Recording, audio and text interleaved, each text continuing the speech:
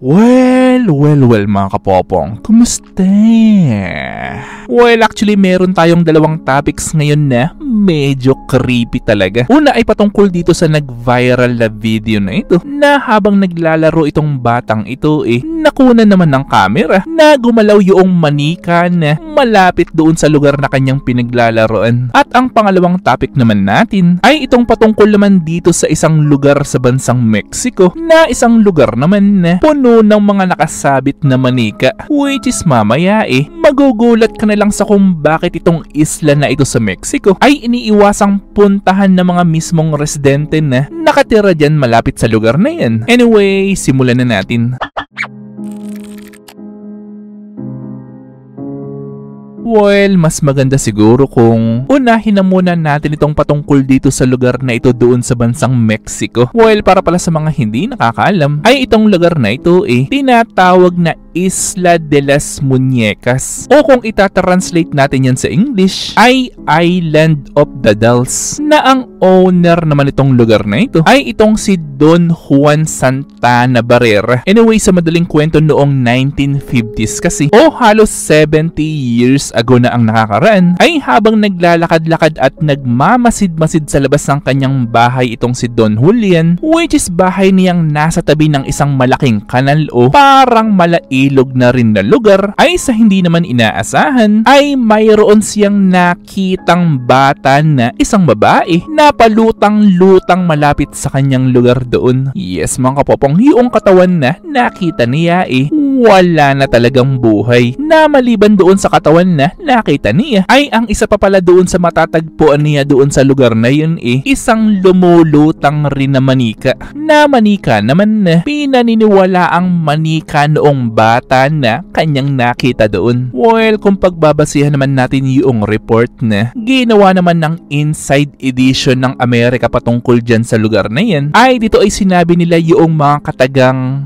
Santana Barrera unsuccessfully tried to save her. Yes mga kapopong, mayroong mga report na nagsasabi na tinangka ni Mr. Barrera o itong si Don Julian na iligtas yung bata pero hindi niya ito nagawa. Pero ang tanong naman ngayon ay nilisan o umalis ba ng bahay itong si Don Julian para malimutan yung pangyayari na yan? Well, ang sagot dyan isang malaking hindi. Dahil ang ginawa pa niya noon kinuha pa niya yung manika na nakita niyang palutang-lutang doon sa lugar kung saan niya natagpuan yung bata. At ang ginawa niya sinabit niya ito sa labas ng kanyang bahay. Pero ang mga sumunod naman na nangyari ay dyan na rin nagsimula na tuwing gabi ay mayroon na siyang laging naririnig na boses ng isang bata. Yes mga kapopong, boses nga ng isang bata na ang paniniwala niya boses yan noong bata na kanyang nakita doon, na ang espiritu daw noong bata ay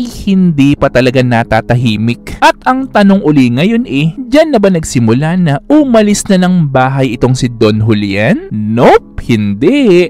Dahil ang ginawa pa niya humanap siya ng mga manika sa iba't ibang lugar sa kanila, at kahit sira-sira na yung makita niya ay kinukuha pa rin niya ito upang isabit doon sa labas ng kanyang bahay. At bakit niya ito ginagawa? Well, ang paniniwala kasi niya ay yan lang daw yung paraan upang mapatawad siya noong bata na paniniwala niya na hindi niya nailigtas noon. Pero alam niyo ba ang kahindik-hindik pa na nangyari kay Don Julian? Well, noong taong 2001 kasi ay sumakabilang buhay na rin itong si Don Julian, at ang kanyang katawan nakita ring palutang-lutang doon sa mismong lugar kung saan yan nakita yung bata, na sa mga panahon naman natin ngayon ay naging tourist spot na ito sa Mexico ng mga foreigner na bumibisita doon. Pero ang mismong mga locals na mga Meksikanong naninirahan doon iniiwasan itong lugar na ito dahil sa paniniwala nila na nandyan pa rin ang espiritu noong bata. Well, tulad rin itong second topic natin na nag-viral naman sa internet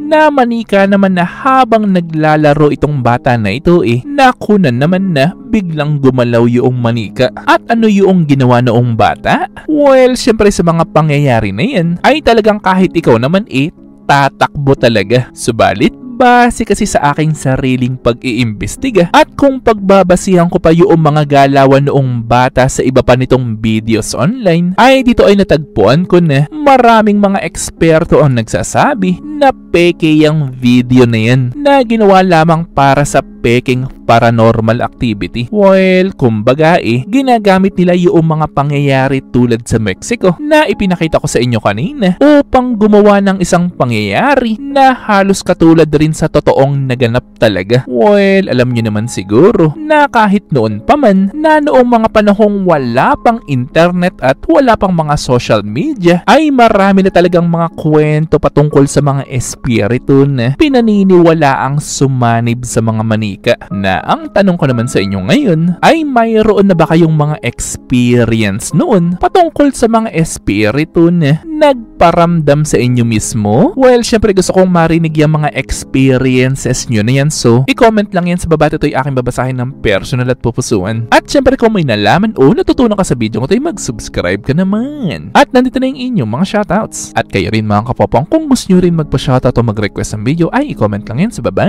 At muli ito yung Teacher Popong na nagsasabing, Te Amo!